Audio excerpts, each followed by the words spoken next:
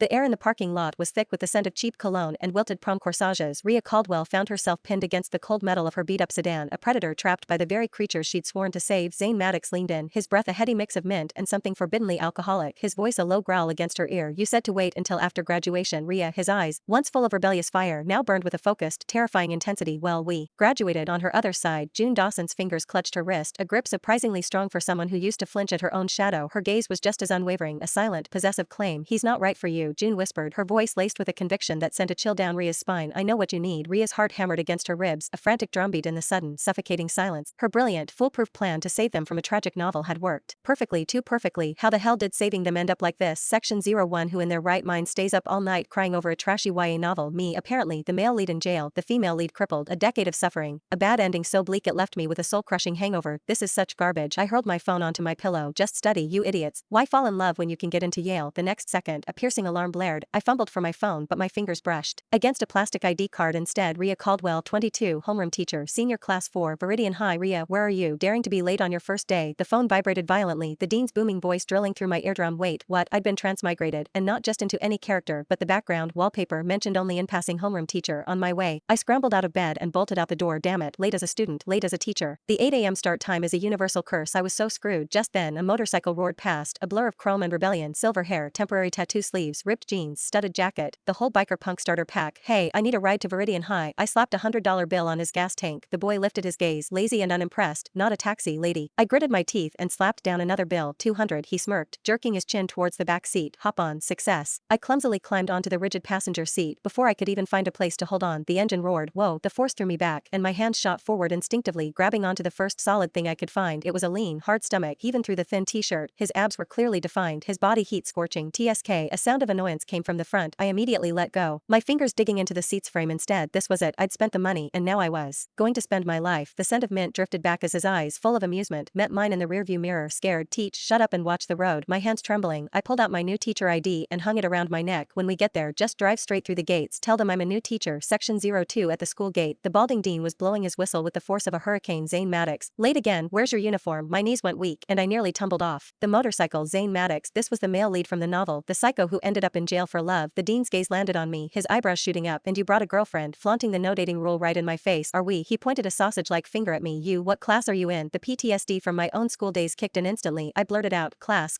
4. I've never seen you before. Wait, what was I doing? I'm a teacher now. I quickly held up my ID. Colleague. The air went dead silent. Zane suddenly leaned close, his breath tickling my ear. Miss Caldwell, should have said so earlier. I would have given you a discount. The heat from his whisper shot down my neck, and I leaped back a good 10 feet. In the end, Zane got demerits, and I got a pay deduction. Damn it, I was royally screwed. I should have just pretended to be a student. Section 03. The moment I pushed open the classroom door, dozens of pairs of eyes shot towards me. The room was chaos. A couple was making out in the back, music was blasting from a speaker, and a paper airplane whizzed past my head. This wasn't a class, it was a zoo. A guy with bleached blonde hair in the back row whistled. Yo, Zane brought a chick to class. She's kinda hot, though. Zane chucked his backpack at him. Are you blind? Can't you see the ID? He slouched into his seat. Beside him, a girl in a faded school uniform whispered, her head bowed low. Zane, you're late again. He scoffed dismissively. None of your damn business. A memory sparked. This was her. The female lead, the one who suffered endlessly, was bullied and eventually had her life destroyed. June Dawson, and right now, she was sitting next to Zane Maddox, a walking, talking disaster magnet. According to the novel's plot, this was where the tragedy began. No, this ship must be sunk immediately, right now. I had to kill it at the source. I stormed to the podium, my voice booming over the noise. I am your new homeroom teacher, Rhea Caldwell, and in my class, I paused for dramatic effect. There is a strict no dating policy. The classroom erupted. What the hell? She's starting with that. Who is she? The new teacher. She can't tell us who to date. Zane leaned back in his chair, arms crossed, watching the show with a bored expression. I slammed my hand on the desk. And now, we are changing seats. My voice was iron. June Dawson. I pointed. You, front row, all the way to the left. June's pale face was filled with shock, but she just silently stood up and began to gather her things. Her movements were timid, hesitant. Born from a long habit of fear. Zane Maddox. My finger swung towards the silver-haired boy. You, right here, next to the teacher's desk, in your own special seat. The playful smirk on Zane's face froze instantly. He looked at me, then at the VIP seat I'd indicated, a solitary desk pressed right against the chalkboard under my 360-degree no blind spot surveillance. Teacher, quiet, move. I cut him off, leaving no room for argument. To deal with a troublemaker like him, you had to be harder than steel. Zane stared at me, his sharp, rebellious eyes narrowing. After a tense 3-second standoff, he finally let out an annoyed TSK. With a dark expression, he dragged his desk to its new home, the throne of shame. Perfect. One on the far left, one on the far right, separated by the entire classroom. Let's see you pass love notes now. I picked up the class roster, my mind racing through the novel's character relationships. Who was secretly dating whom? Who had a crush on whom? I had to be precise. Nash. I called out the name of the blonde guy who'd catcalled me. You're sitting next to Evelyn. Evelyn was his ex-girlfriend. Nash howled. Teacher, no, anywhere but there, please. quiet move. Oh, I wasn't done, and Sarah, I continued, pointing to Nash's current girlfriend. You sit in front of them, a perfect triangle. Let the games begin. I mentally reviewed the other couples and secret crushes mentioned in the book. The principle was simple and brutal. Exes become desk mates. Couples get separated by a continent. Secret crushes are placed at opposite poles. You little brats wanted romance. Sorry, class is cancelled. Teacher's been through the ringer, and now I'm here to break all your pathetic little umbrellas. Section 04. The classroom descended into a chaotic symphony of scraping desks and grumbled complaints under my command, and in that chaos, the inevitable happened. As June Dawson walked to her new seat, clutching her books, a sanitary pad slipped out and fluttered to the floor. Hey, big boobs, you dropped your giant band-aid, Nash. The blonde idiot jeered loudly. A few other boys snickered, enjoying the spectacle. June froze, her back hunched, her face deathly pale. She was trembling with humiliation. I remembered the book mentioning how she was constantly ridiculed for her figure, which made her so self-conscious she always wore ill-fitting bras. A white-hot rage shot through me. I slammed my palm on the desk with a deafening crack. What did you just call her? Nash smirked, completely unbothered. I was complimenting her, Miss Caldwell. On her big chest, I let out a cold, humorless laugh. Well, I've noticed you have a pretty big ass, Nash, so from now on, we'll call you Sir Dumps-a-lot. After a brief, stunned silence, ha ha ha ha ha, Sir Dumps-a-lot. Oh my god, the room exploded with laughter. Nash's face turned a shade of violent crimson. I scanned the classroom, my smile vanishing, laughing. You think this is funny? My voice wasn't loud, but it cut through the noise like a knife. From this day forward, in this class, if I ever hear anyone making fun of someone else's body, looks, or any other personal trait, if I hear one more smartass comment, I glared at them, my voice dropping to a low, dangerous tone. First time, your parents are coming to pick you up. You can come back when you learn how to speak like a human being. Second time, you're getting transferred. My classroom is not a recycling bin for trash. The room fell completely silent. My gaze shifted to the pink-wrapped pad on the floor. And another thing, you've never seen a sanitary pad before. What's so funny about it? Weren't you all born from women? A girl getting her period and using a pad is as normal as eating and breathing. If I ever hear a boy making a joke about this again, one single smartass word, I raised my hand and pointed at the small pad by June's feet, my voice suddenly booming. I will have the girls in this class stick a pad directly onto his face so he can learn some damn respect. The declaration hung in the air, absolute and final. After a moment of stunned silence, yeah. You go, Miss Caldwell, we support you. Many of the girls' eyes were shining. Looking